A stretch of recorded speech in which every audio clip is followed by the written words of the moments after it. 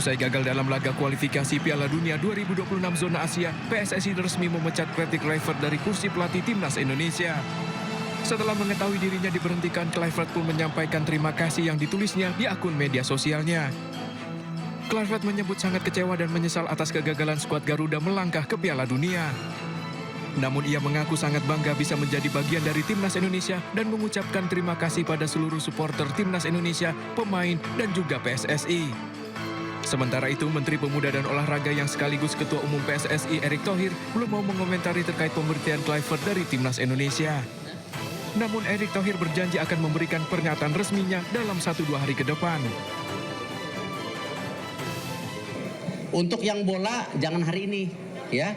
Ya karena ini kan tempatnya nggak pas. Kalau nggak nanti yang lain, kasih waktu saya 2 hari, ya. Tapi kan statementnya udah ada di publik semua, ya. Tanya sama Waketum sama Sekjen, ya. Nanti tanya ke PSSI. Pemberhentian Kluivert diputuskan setelah Timnas Indonesia tampil buruk di grup B putaran keempat kualifikasi Piala Dunia 2026 zona Asia. Skuad Garuda mengalami 2 kali kekalahan beruntun dan menempatkan Indonesia sebagai juru kunci grup. Catatan negatif ini sekaligus mengubur harapan besar masyarakat Indonesia untuk melihat Garuda terbang ke panggung Piala Dunia.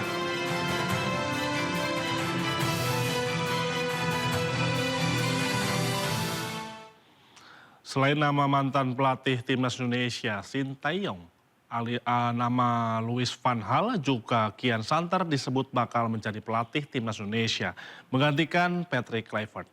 Melalui akun pribadi, Van Gaal menyebut akan mengumumkan informasi besar pada hari Senin mendatang.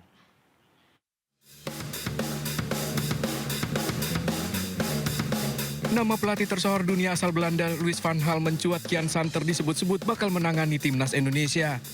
Rumor ini beredar di media sosial bahkan di sejumlah media olahraga dunia. Jurnalis olahraga Spanyol Victor Catalina bahkan telah menuliskan pesan selamat datang Louis van Gaal dengan menyertakan bendera Indonesia. Sementara itu melalui akun pribadinya Van Gaal memastikan akan mengumumkan informasi penting mengenai hal ini pada hari Senin mendatang. Dari catatan kepelatihannya selama 34 tahun sejak 1991, Van Gaal telah menukangi sejumlah tim besar mulai dari Ajax Amsterdam, Barcelona, Bayern Munchen, Manchester United, hingga timnas Belanda. Dalam karir kepelatihannya, Van Gaal tampil mentereng dengan mempersembahkan 18 trofi bergengsi di Eropa, terbanyak dilakukan saat menangani Ajax Amsterdam.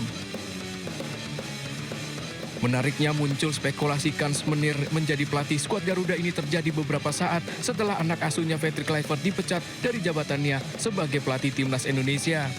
Rencananya kelanjutan dari kosongnya posisi kepelatihan Timnas Indonesia akan disampaikan PSSI dalam beberapa hari ini. Kejuaraan dunia gimnastik senam dunia 2025 resmi dibuka pada Minggu pagi di Indonesia Arena, Jakarta. Seremoni pembukaan ditandai dengan pemukulan gendang dari Wakil Menpora Taufik Hidayat, Ketua Federasi Senam Dunia Morinari Watanabe, dan Ketua Gimnastik Indonesia Ita Yuliati. Selain itu ada juga tarian kolosal selama 5 menit di sekitar podium pertandingan. Kejuaraan senam dunia di Jakarta menjadi sebuah tonggak sejarah dengan menjadi tuan rumah. 5 pesenam putra dan 3 pesenam putri Indonesia ikut bertanding dalam ajang ini. Kejuaraan senam dunia artistik sendiri diikuti 500 orang peserta dari 80 negara yang digelar pada 19 Oktober hingga 25 Oktober 2025.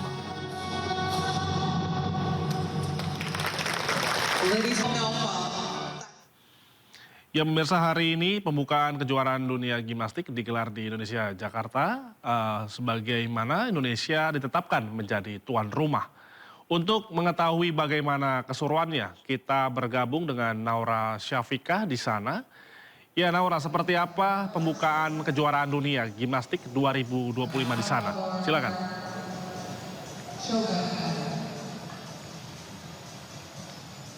Ya, selamat siang Indra dan pemirsa. Pada hari ini Artistic Gymnastics World Championship 2025 baru saja diselenggarakan opening ceremony, di mana diikuti dengan adanya speech dari Ketua Gimnastik Indonesia, kemudian juga ada speech dari Ketua atau Presiden FIG Federation International Gymnastic.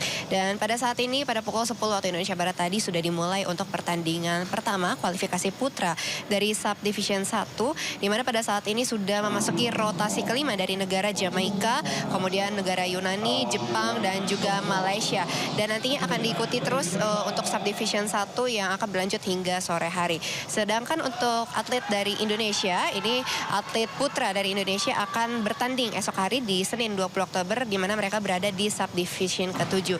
Dan seperti yang kita ketahui bersama, memang pada tahun ini kejuaraan gimnastik dunia ini hadir di Indonesia, dan Indonesia sebagai penyelenggara ini juga pastinya berharap dengan mengirim ke-8 atlet gimnastik Indonesia dapat mengharumkan nama Indonesia, dan pastinya juga dengan adanya persiapan yang sudah matang ini dapat memberikan kebanggaan kepada Indonesia. Sementara itu, Indra. Baik, terima kasih Naura yang menyampaikan langsung dari Jakarta. Selamat bertugas kembali.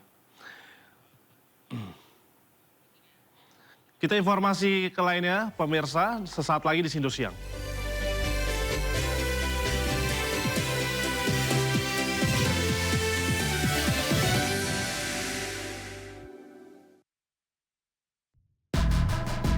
Kasus hukum dan politik di Indonesia. Hukum itu menuntun bangsa Indonesia menuju kemajuan. Mengedepankan objektivitas dan juga fakta yang ilmiah. KN ini merupakan oknum TNI Angkatan Darat. Membahas setiap cerita dari banyak sudut pandang. Kan polisi kan manusia, bukan robot. Saya nggak lihat itu dari pemerhati HAM ke sana. Inside Story, Selasa, pukul 8:30 malam di Sindo News TV. Ragam peristiwa terjadi di banyak tempat. Menelantarkan bayi berusia 3 bulan. Ditemukan narkoba di dalam rumah. Menabrak tiang pipa milik perusahaan minyak dan gas asing. Mengabarkan secara update dan faktual. Warga pun ramai-ramai berjibaku mengevakuasi mobil. Harus menyeberangi sungai Cikaso. Yang menampilkan sejumlah alat yang rusak setelah nekat meracik obat.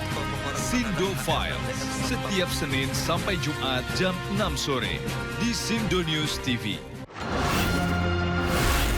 Isu terhangat sepekan terakhir. Ke-7 Republik Indonesia, Joko Widodo menduga ada agenda politik besar. Polisi merilis merek beras premium yang diduga dia. Rangkuman berita viral. Sekolah rakyat gratis sangka kasus dugaan korupsi tata kelola minyak mentah. Sopir truk di Subang, Jawa Barat melakukan aksi mogok kerja.